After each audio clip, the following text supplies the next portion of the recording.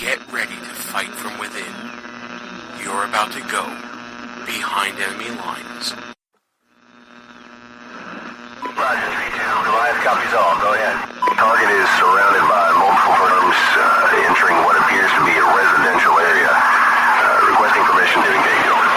From the People's Republic of New York City, you're now going behind enemy lines with Gene Baradelli and Russ Gallo.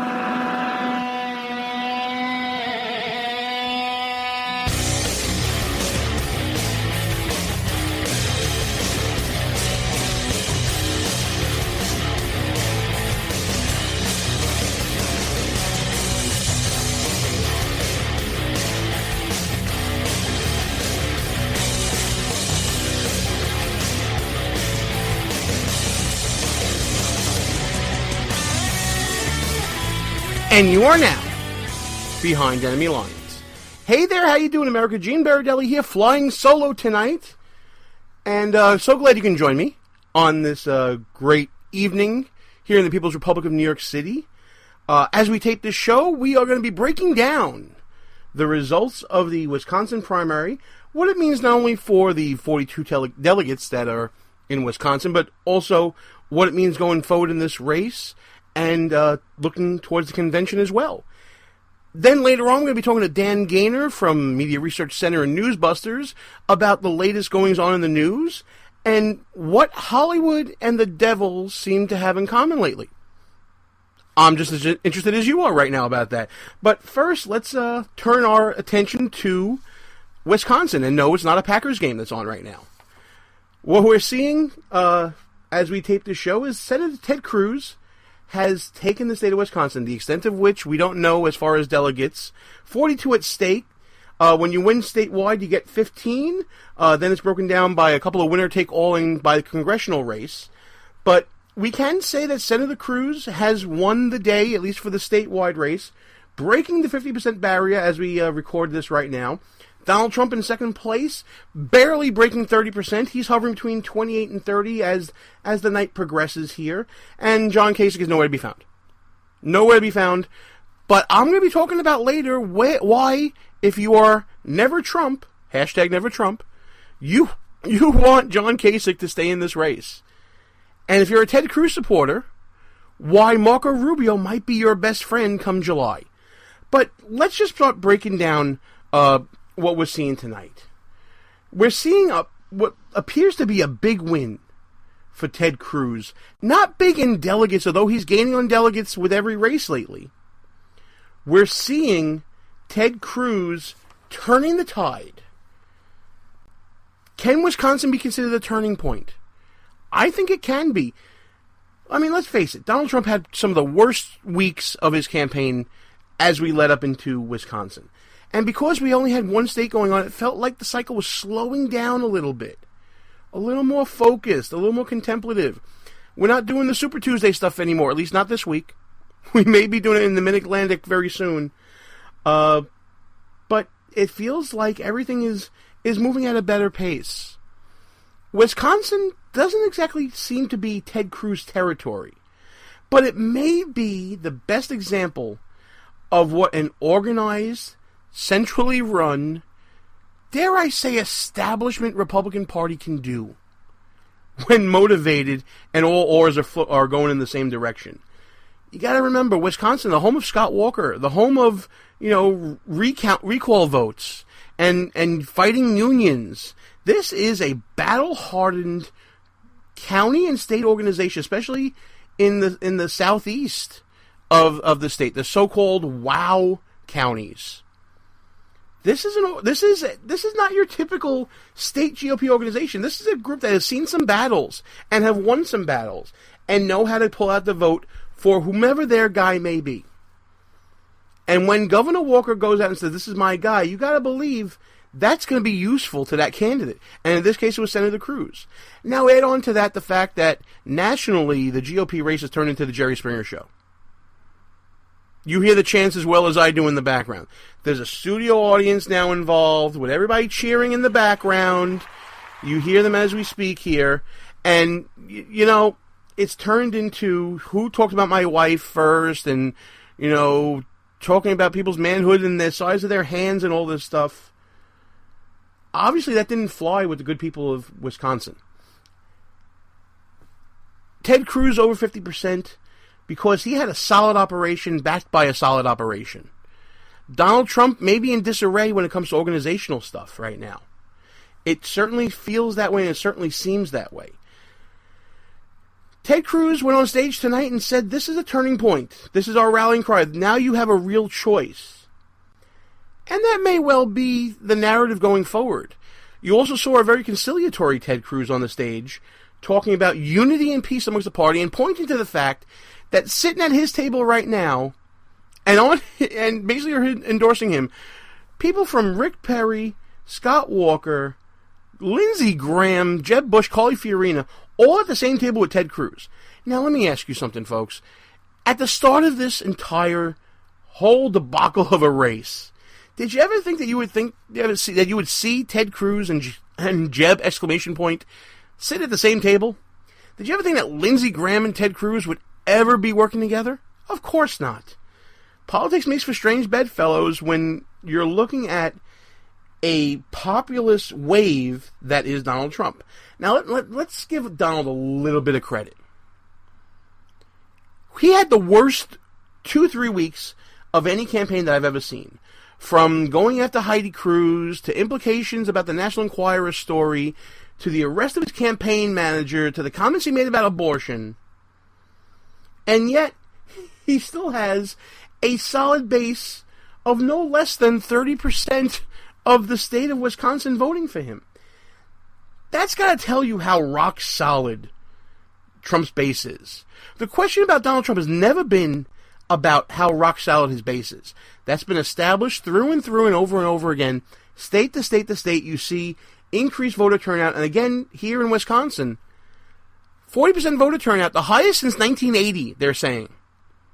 You remember who ran and won in 1980, right? Yeah, I know you do. Highest turnout, and we've seen that throughout many states. I mean, South Carolina had 125,000 new voters. I'm not talking about, a small amount here. 125,000 new voters. We always talk about growing the big tent. Donald Trump has grown a pretty sizable tent, but the question is, did he grow a tent so big that it knocked out most of the Republican Party? Time will tell on that, but clearly not a good night for Donald Trump. But good times are yet to come for the Donald.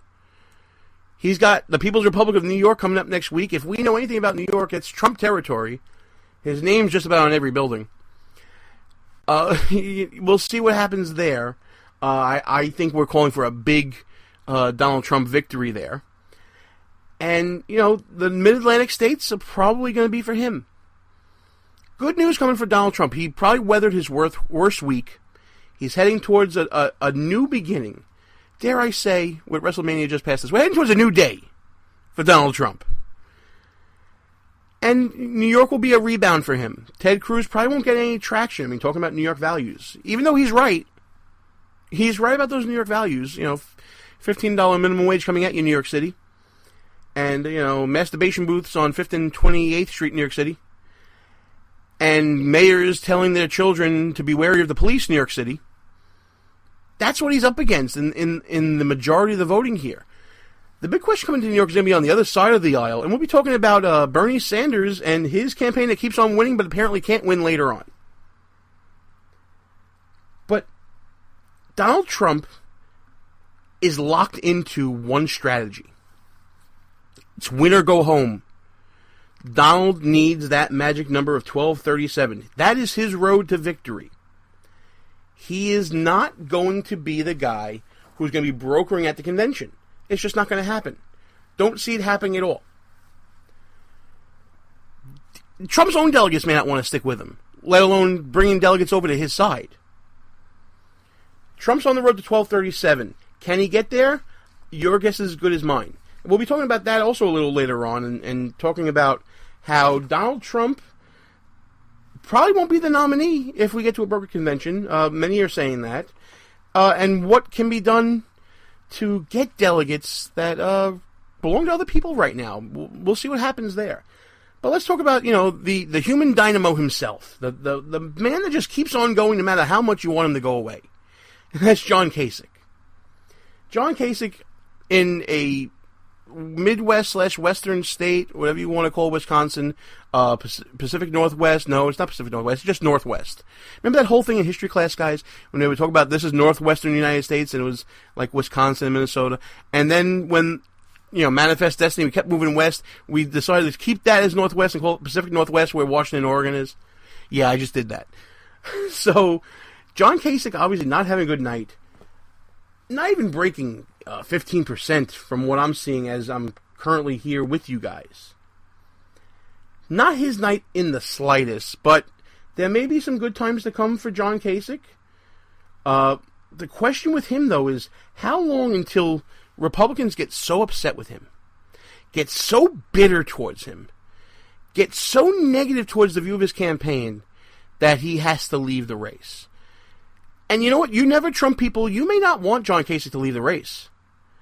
John Kasich is going to be Donald Trump's bigger adversary in the Northeast as the Mid-Atlantic states come out.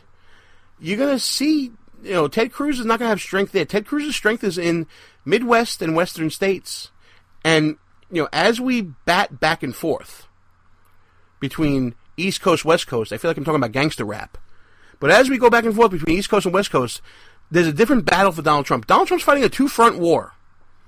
And whether Donald Trump can maintain that two-front war, we'll have to see.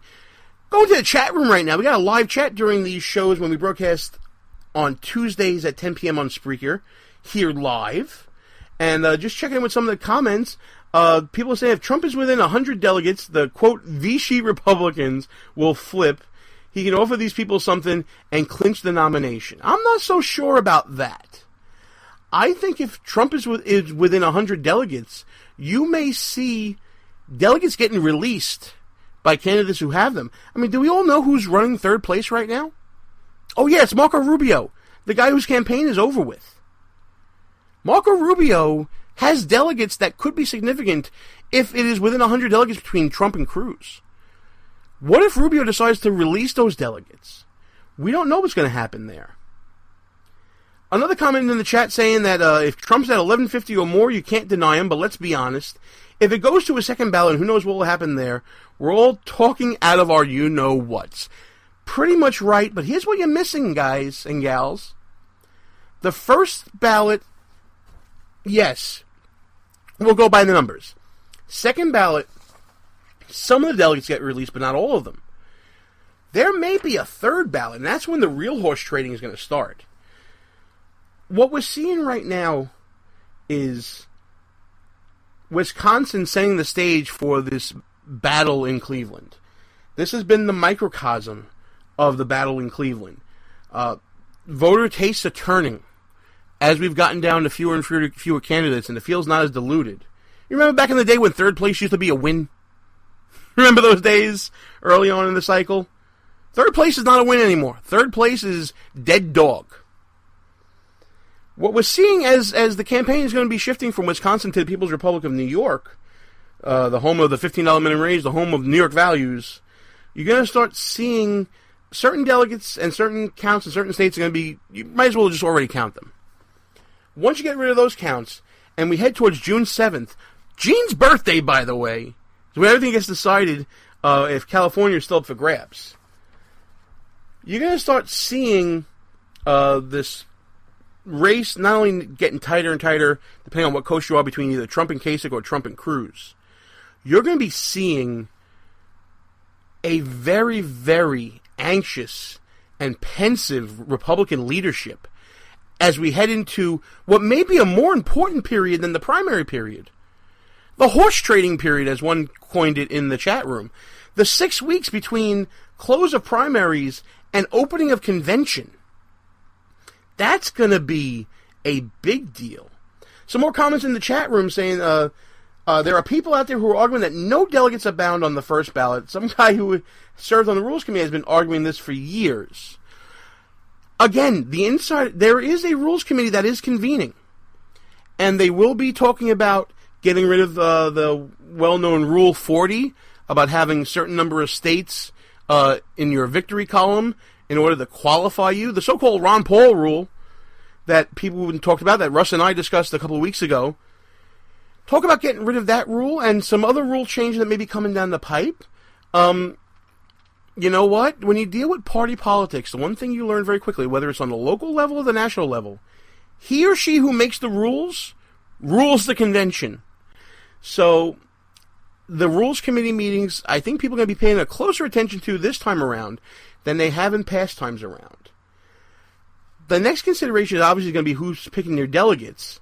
And, every state has different rules on that. There's another comment we had in the chat room as we had going here live. Kind of getting a little wonky in the chat tonight, which I like. I like the wonk. So, lots of permutations, lots of different things that can go here, that can go right for Donald Trump, that can go wrong for Donald Trump. That can go right for Ted Cruz, that can go wrong for Ted Cruz. I wonder if Marco Rubio is going to be sitting back and being a kingmaker. You haven't heard from Marco lately, have you guys and gals? There's a reason for that. It could be that the establishment is telling him to hold his tongue because he has a significant number of delegates. As we said, he's in third place right now. It could be that he is just still embittered from what happened to him, that he may not release his delegates in the first round and make him sweat it out for a battle that maybe he'll come through on. Nobody's mentioned Marco Rubio's name lately. They've mentioned Paul Ryan's name, and Ryan has said that he doesn't want it, he doesn't need it, he doesn't care for it. But also, you haven't heard Marco Rubio. Man's in third place. He beat Kasich in one primary after he suspended his campaign. And we're getting some comments in the chat about Rubio saying that he's explicitly telling his state committees around that he wants to hold on to his delegates. And that's very smart, because we don't know what's going to end up happening there. It could well be that Marco Rubio could be the kingmaker. He could have the ultimate plum here for the eventual nominee. Lots of permutations going on. And you can have every pundit, every prognosticator, every politico talking about this, but the bottom line is, nobody's going to know more than me. No, I'm just kidding. None of us know what's going to happen. This hasn't happened in about 40 years. This hasn't happened in my lifetime. I think the last time we had a contested convention on the Republican side was 1976. 2 years before, it's BG. It's before Gene. So we'll see what happens. But let's talk about the road forward. The road forward gets mighty complicated from here on out. Of course, you have the People's Republic of New York. You have Pennsylvania and the Mid-Atlantic states coming up. But then after that, you go back to Indiana and Nebraska. All leading up to June 7th, and California. Of course, there's a whole lot of states in between there. But you talk to some of the best, political minds out there. Obviously, the conventional wisdom, see what I did there? Says that Trump will not be the nominee if he doesn't get to 1237. I want to know what you think about that out there. Let me know in the chat room, and let me know by going to www.behindenemylinesradio.us. Voice your opinion if you listen to this show either live or on replay. The other conventional wisdom is that Cruz needs to win on the first ballot as well. He needs those delegates that are already spoken for to be unbound and to woo them. Because after that first ballot, Cruz may be putting in the time and the work to get those delegates to go to him. But at the same time, you got to remember, folks, those delegates are loyal to their state committees. And the state committees are loyal to the RNC. The RNC is going to have more than its say if this goes past the first ballot. And you may see a name like a Marco Rubio. You may see a name like a Jeb Bush. You may see a name like a John Boehner, a Paul Ryan, a Mitt Romney. Who knows? It's wide open after that. You're going to need someone to step up and say, I want this, that's not only palatable to the RNC, but palatable to the grassroots.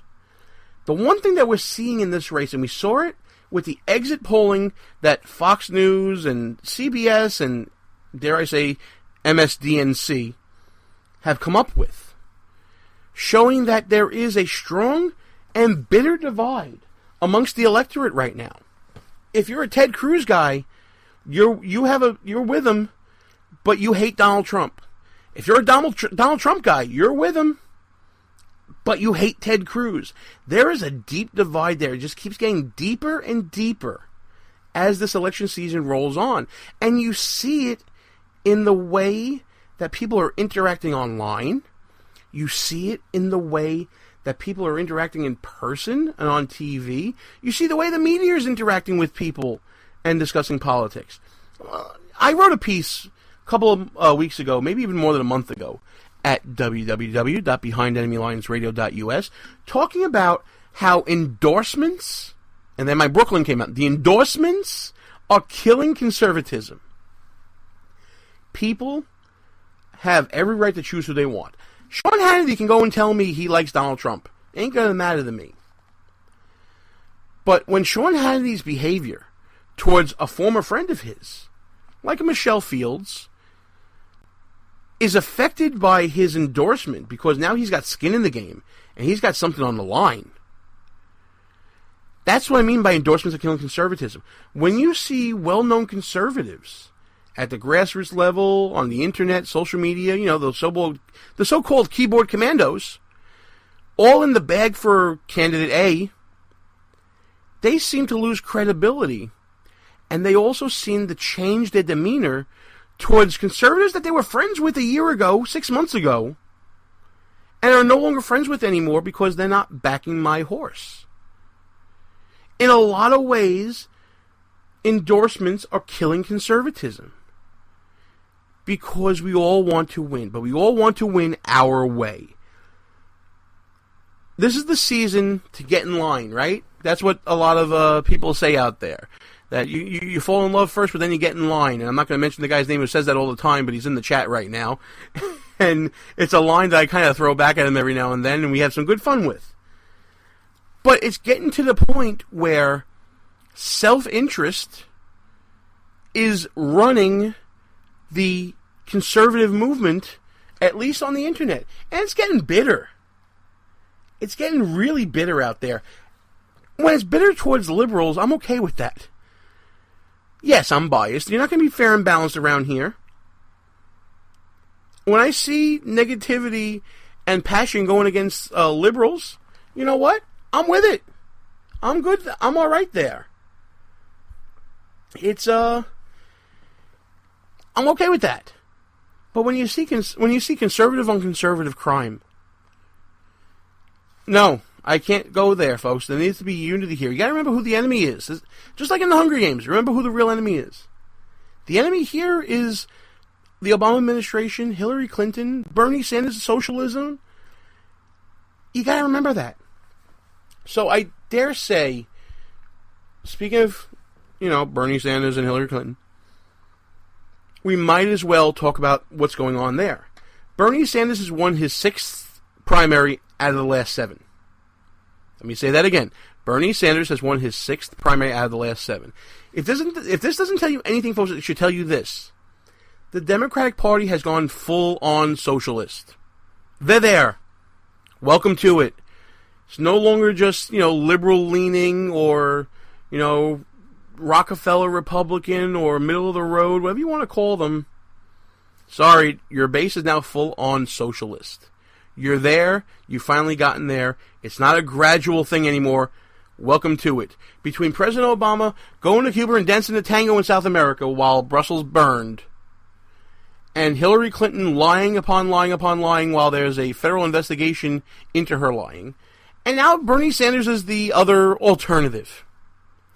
The guy who wants to take 90% of your stuff, who wants to tax us back into prosperity, who thinks that guys in South America who are considered strong men and totalitarian are pretty cool dudes. That's the alternative right now.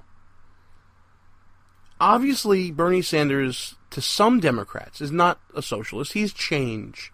Everybody loves the word change over on the liberal side. They love to say change. They change so much that they don't stick to anything, ever. Ask Hillary. But what ends up happening is that Hillary Clinton has become so unpalatable to some. Her perception of being trustworthy has taken a huge hit. they're holding their nose and pulling the lever or filling the oval or punching the Chad for Sanders, mainly because, well, he hasn't lied to me yet. He is who he is, and that's all that he is. He's Popeye the candidate.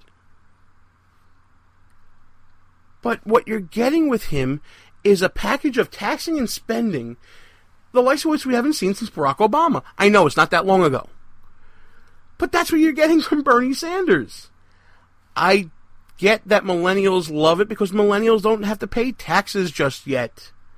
They're still young enough to think that life is free and that free stuff is actually free stuff. And we're seeing all those people turning a negative eye to Clinton because they're not getting enough free stuff. Bernie Sanders has been winning in places predominantly a homogeneous society. I was, mostly a white states. Wisconsin, another lily white state that for the Democrats. Hillary's strength is in the minority vote. You'll see that in the People's Republic of New York, which is sure to be a pretty big win. But maybe people are saying right now that it's not going to be as big of a win as you think. But regardless of all this, if you listen to the pundits, the prognosticators, and the politicos out there, Bernie Sanders is winning all these states, but he has no shot at winning, period. Because the game is fixed on the Democratic side. The superdelegates play, and the superdelegates are going with Hillary. So, keep going, Bernie, and do whatever you're doing. Keep raising money and frustrating people. Maybe you'll get some of those superdelegates to turn, but I doubt it. I think we all know Hillary's going to be the nominee, folks. The fix is in there. And Bernie is more of just an irritant right now, and a reminder to Hillary of the electability problem she has with her own party. And the interesting thing here is that you may see Hillary not pivot to the center like you would expect a presidential candidate to do when you hit the general election cycle. You may see her stay where she is, or maybe you can go a little further to the left to please her base, to grab those Bernie supporters, because she's going to need them in the Midwest. She can't rely on just, the urban areas on the East Coast and the West Coast and, other places. She's going to need those other people to help her out. But maybe not against Donald Trump, since the favorability standards show that Donald will never beat Hillary. Show that, and there's really not a lot of data out there on Cruz and Kasich versus Hillary, but you got to think they do better than the Donald. And that just adds to his worst week ever. But Hillary is the nominee. Don't fool yourself about it, unless Bernie keeps winning. But I don't see it, folks. I'm predicting it right now. I'm going on record. Hillary's the nominee, and we're going to a convention on the Democrat side. And I will be logging on to goonrecord.com to plug that in as my prediction for this show. Goonrecord.com, what do you stand for? Let us all know. Log on to an account there. Share it on social media. The only thing is, once it's published, you can't delete it, and it's there for all time. We're at halftime right about now, folks, and I want to thank you for listening to Behind Enemy Lines. I'm Gene Berardelli. Russ is not here right now, and while I got you listening, check out www.behindenemylinesradio.us. Check us out on the Facebooks and the Twitters at BEL_radio. And if you missed any part of this show, catch us on one of our rebroadcasts. Click on the network listings button on www.behindenemylinesradio.us, and you'll see all the rebroadcast outlets we have and the times and dates that we rebroadcast on WNJC 1360 AM, Philadelphia's Renaissance Station, ICRN, the Internet's conservative radio network, Red State Talk Radio, High Plains Talk Radio, and Sackheads Media, and K98Talk.com. But let's say you miss one of those rebroadcasts. You got a busy life, I can understand that. You can listen to this show and any show you want on demand via iTunes, Spreaker, Stitcher, Podbay, TuneIn, Player FM, iHeartRadio, and Google Play Music. Folks, we're going to take a quick break right now. When we come back, we'll be talking to Dan Gaynor from Media Research Center and Newsbusters, going to a little different tack than what we've been talking about lately. We're going to be talking about some Hollywood news and what Hollywood and the Devil have been doing lately. Apparently there have been a lot of collaborative efforts there. And we're also going to be talking about your typical media bias and how Donald Trump has used the media to absolute perfection in this election cycle. Gene Berardelli, Behind Enemy Lines. We'll be right back right after these brief words. Tired of the same old blah, blah, blah of traditional conservative talk radio? We know that under the 39% rate, the U.S. economy is moving. Then tune in to New Media's Talk Monster for grassroots, common sense, conservative talk radio, Red State Talk Radio. They want to tear down our country. We love our country, and we want to rebuild our country. That's the difference. WRS Digital, Cleveland, Tennessee. Who might you save? Your mother, your father, your husband, uncle, aunt, son. Learn FAST, F-A-S-T, the sudden signs of a stroke, and you could save your friend, teacher, boss. F, face drooping. A, arm weakness. S, speech difficulty. T, time to call 911. F-A-S-T. That's F, face drooping. A, arm weakness. S, speech difficulty. T, time to call 911. The sooner they get to the hospital, the sooner they'll get treatment. And that can make a remarkable difference in the recovery of your neighbor, the waiter, grandmother, grandfather. So learn FAST, the sudden signs of a stroke, then pass it on, because you never know who might save you. Your wife, your colleague. Spot a stroke fast. Visit strokeassociation.org. Brought to you by the American Stroke Association and the Ad Council. Behind Enemy Lines. Back on the air. Gene Baradelli back behind Enemy Lines, and as it is the first show of a new month, we of course go behind enemy headlines with Dan Gaynor from Media Research Center and Newsbusters. Dan, how you doing, pal? Well, getting over the flu and bronchitis, but hey, who these days, between the weather and the politics, who isn't sick of things? We ain't got time to get sick around here, man. We can't do that, especially with everything going on lately.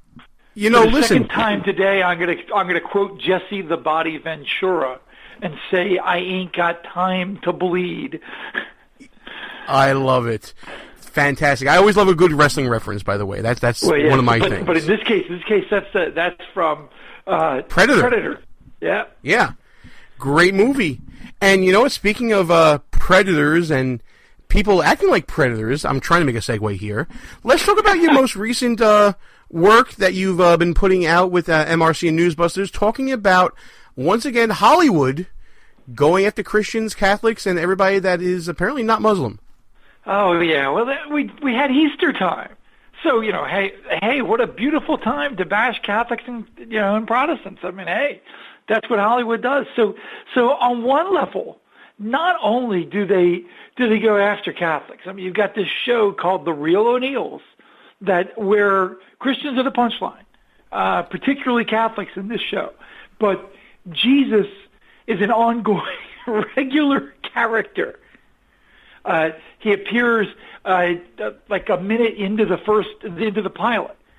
And then, so of course, because Dan Savage, the villainous, venomous, vomitous sex advice columnist, who's gay and hates Christians and conservatives and pretty much anything good in America, he's a producer on this show. So Disney, ABC, let's keep those words in our heads, cut a deal with Dan Savage, who's so awful that the things he says about people, we tried to quote some of them, but put asterisks in them and send them through the U.S. Postal Service, and they wouldn't let us.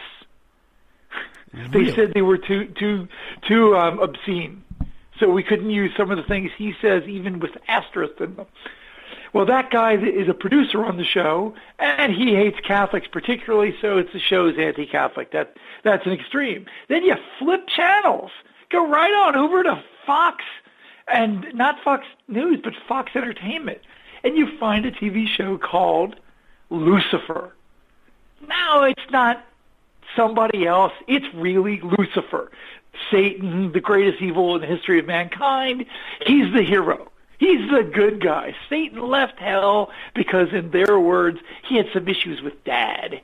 And so he's the perfect Hollywood hero. He drinks all the time. He does drugs. He has sex with anything that will move and probably some things that don't. His therapist, which ethically impinges there. He has threesomes. He has at least one foursome that we know of. Typical. That's how Hollywood would define a good guy. So he goes around doing good deeds. He helps people. He helps a police detective he has a crush on. Naturally, her ex-husband, he's a bad guy. Satan's a good guy. Her ex-husband, who's a cop, is a bad guy. That's Hollywood. I love how you added one foursome that we know of. I love the qualifier there. That was fantastic. Well, this is Hollywood. I've missed I think the last 2 episodes. He could have had 7. They're not getting. And what's bizarre about this, Fox has set this up because he follows right up with Agents of S.H.I.E.L.D. Yeah, they set this up for him to be a superhero. It's crazy. I mean, obviously, listen, adults can make choices that they want to. If you want to watch a show about Lucifer doing all kinds of stuff while solving crime with someone, yeah, okay, you know what, it's America. Watch whatever you want. But at the same time, there's no responsibility and accountability for anybody, because then, you know, heavens forbid some kid decides he wants to become a devil worshiper from watching the show, and you're going to blame the parents for poor parenting for letting them watch the show, but not blame the network for creating the show. And so their Easter week episode not only depicted Lucifer taking a confession in a Catholic church, but taking the priest who he was looking out for. Because, you know, Lucifer would really take good care of a Catholic priest. Takes him back to his club and introduces him to strippers dressed as nuns. That was the Easter week episode of Lucifer. You think they're trying to tell us something? Maybe. I don't know. The symbolism, I get lost in it. It's too complex for me. Of course they are. Come on, they know exactly what they're doing. And the advertisers are, you know, buying it up like crazy. Fortunately, the viewers aren't. Both the shows tend to be sort of lodged in that 3.5 million territory, which ain't that good. In fact, Real O'Neill's, which is, you know, got shows that people watch on either side of it. It's pretty funny. You look at the ratings. 8-9 million, 3.5, 8-9 million on either side. It's like bookended by shows people want to see. But the funny thing is, you look at the shows, and The Real O'Neill's is absolutely one of the worst television shows I've ever watched or been forced to watch. I mean, it's the production quality, the acting, the writing. It's bad. It would be bad in the 90s, and here we are in 2016. So it's really horrible. But you flash on over to the Jerry Bruckheimer-backed Lucifer, and it's well acted, it's well directed, it's got good plots, it's got good special effects. You would actually, and good actors and stuff in it. You would actually think it comes directly from hell's PR department. Well, you know, Hollywood, it's easy to confuse the two. Well, I told somebody this the other day, and they laughed. I said, well, I figure hell's got a lot of talent to call on. You know what? It's pretty true. I guess it is. You know what, Dan? I want to transition because obviously, you know, we're playing this interview tonight during the Wisconsin primaries. I want to get to a little bit of election 2016 and how the campaigns are being covered. Does Donald Trump need to spend any money anymore? I mean, is every news agency just running with him? I think I saw something on Newsbusters saying that he's getting something like 5 times the coverage of Ted Cruz. Yeah, we looked in March. There are 3 candidates for the GOP. Donald Trump got 72% of the total coverage for an entire month. And towards the end of the month, it went up to 75. So think about that when you're because the early in the month it was about 70, so went up to 75.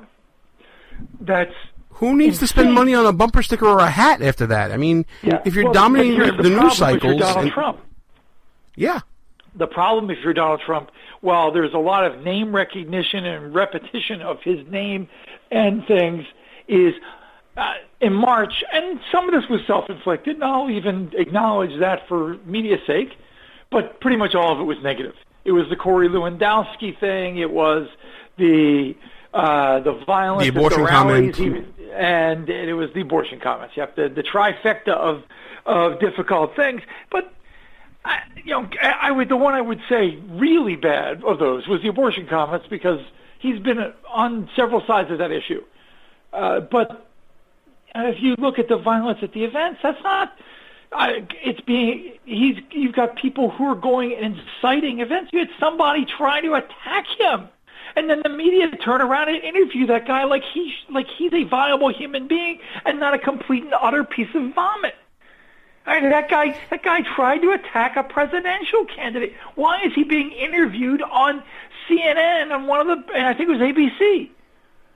It's a great way to encourage the next guy who may or may not get closer. And you know, here's the difference. Can you imagine if it had been someone who tried to get Hillary? Yeah, it would be front page news for a week. And he would have been treated like he were the next John Wilkes Booth, as this guy should be treated. They'd be using the middle name. That's how you know that the media doesn't like you. They'd be using the middle name. That's what would end up happening. But even in the month of March, when you look at Ted Cruz's coverage, what dominated the news cycle with Ted Cruz? Innuendo about a National Enquirer story that many feel was put out there by Donald Trump in response to what he thought was perceived slight of his wife. Yeah, we are supposed, and this is one of those where the media really did not tell the story right. They depicted this awful commercial about Melania Trump as being done by a Cruz-affiliated PAC when it's not. It's done by this anti-Trump PAC run by Liz Mayer, who is a complete and utter rhino and hates Ted Cruz. So what she managed to help orchestrate, and the media helped her a ton, was she managed to pit Cruz against Trump, which is exactly what she wants to do. She wants to tear them both up and come up with somebody else. Now, the whole Cruz fiasco, we are led to believe somehow, and CNN let this happen on air. A Trump affiliate person flat out accuse a woman who I'm not going to name her, accuse her of being a Cruz affair partner. You know, this is so awful and so ridiculous. But if you throw enough mud at somebody, some of it sticks. That we are with the media and the left and all the people who are attacking Cruz on this issue want us to somehow fantasize is that Ted Cruz, who they said for a long time he can't speak to people, but somehow he's got 5 mistresses, and so beyond that, he's had these 5 mistresses, and somehow nobody in the GOP elite who hate him, the Democrats who hate him, and the media who loathe him, none of them were able to get anything on Cruz to the point, remember he helped orchestrate the shutdown, something that all those groups hated. None of this came out, and even when the story sort of came out in the National Enquirer, there's not one fact attached to it. Not one. It's the most ridiculous piece of garbage I've ever read in a newspaper. And people say, well, they were right about John Edwards. Yeah, John Edwards, a big liberal that the media adored, Democrats adored. There was nobody investigating John Edwards. That's how the National Enquirer got that story. Everybody in establishment Washington hates Ted Cruz. You think if they had dirt on him, we wouldn't have had facts in that National Enquirer story? The Washington Post or New York Times wouldn't have done it? But there you go. There's the sorry state of the media, Dan. If everybody's giving credence to the National Enquirer as being a news source, it goes to show you how much in the sewer mainstream media is today.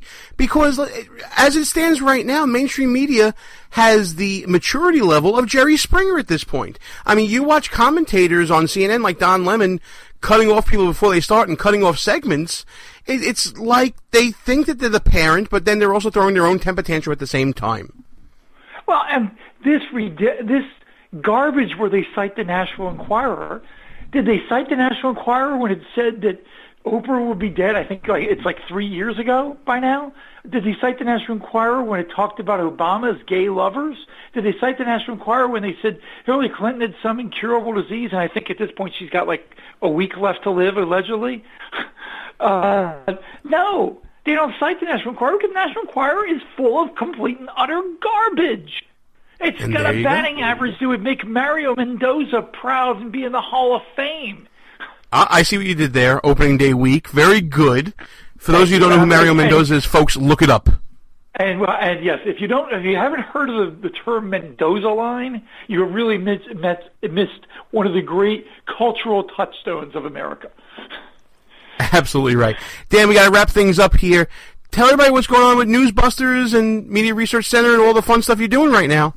Well, it's basically an election all the time, but we are still trying to cover all the other things that matter to people, like the bathroom battle in North Carolina, and then the spinoff, or I guess that's the spinoff of these battles, Georgia and Mississippi. Now the battles for religious freedom that the left crazy people PayPal, Disney, because as we mentioned earlier, and others are going to war with states and voters, and somehow the left and the media don't seem to care, even though they spent years talking about Citizens United and saying how we're going to get money and businesses out of politics, except when it's their side.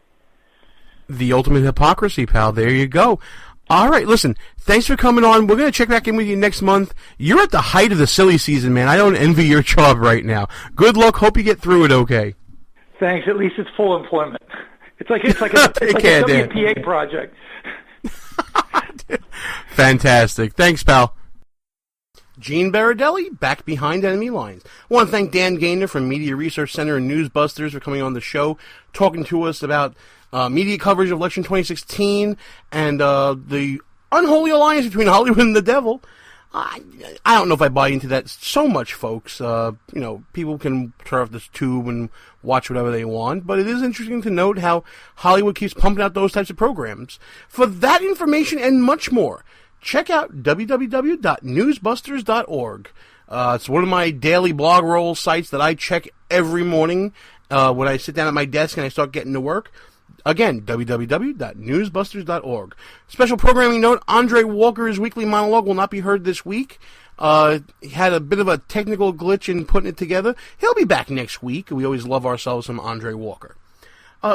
Just as we are wrapping up the show, heading towards home right now, and of course, the big news, as we've discussed already, Ted Cruz and Bernie Sanders winning the Wisconsin primaries. A couple of things I wanted to talk about that I kind of left out from the opening part of the show. First off, I didn't make enough of a point, I don't think, in talking about the Democratic primary season and how it basically amounts to a scam. We've all are students of history, at least I hope so if you're listening to this show. We talk about history a lot here. But we all know the stories, especially if you're from the People's Republic of New York City, of Tammany Hall and vote fixing, and it doesn't matter who votes, it really matters who counts the votes and all that stuff. That's essentially what the Democrats have done. It doesn't matter that Bernie Sanders keeps winning primary states. What matters is the way the game is set up. These super delegates, as one person said in the chat room, sucks. I can't say what he said, but it sucks. It sucks for Bernie Sanders. It sucks for the Democratic process. What happens is you get all this energy out there for someone like Bernie Sanders or whoever it may be. You can say the same thing about Ron Paul with the Rule 40 at the conventions that stopped him from having his delegates seated. You lose this energy. You lose all the support. No candidate. I don't care if you're Hillary Clinton, Donald Trump, Ted Cruz. I guess we'll throw John Kasich in there because he's still a candidate. None of them can afford to lose any support going into a general election. They need that energy. And if all these millennials that were so big for President Obama, supposedly, are going to be sitting at home and the couch wins over the candidate, then Hillary Clinton's going to have a very hard time winning. But if that energy is harnessed, which you see that on the Republican side, you see voter turnout bigger than it's been. But there's the same possibility there as you head to a brokered convention. If Donald Trump walks in there with 1,200 delegates, doesn't get enough unbound delegates to break the threshold, and then someone else other than Donald Trump comes out of the convention, you lose all that energy, you lose all that passion. And no candidate, doesn't matter who it is coming out of whatever convention they're in, can afford to lose that passion, that energy, those votes. Just can't happen. Interesting to see Reince Priebus on TV today saying that he believes at the convention it's going to be one of the candidates, quote-unquote, that are already out there that will win. He kind of got boxed into a corner because when he said that, there are candidates out there who haven't closed campaigns but have suspended campaigns. Did he mean one of the suspended campaigns, like Marco or Jeb exclamation point or Chris Christie or Carly Fiorina or Ben Carson? And then he clarified it later and said one of the three out there. And when he asked what the strategy was for someone like John Kasich, he's like, I don't know, you have to talk to John Kasich. Fair point, but it's interesting to see how he's thinking about it. And he's been very clear. If you don't have enough delegates in your vote column after the first ballot, they'll go to the second, the third, and however many they need until someone breaks that threshold. Very interesting stuff coming out of the news cycle this week, folks. Stay tuned. We got the People's Republic of New York City next week. People's Republic of New York State voting. My goodness, there's going to be a lot of fun there. Just about time to wrap things up here. Time for one last final thought. This final thought has nothing to do with the election.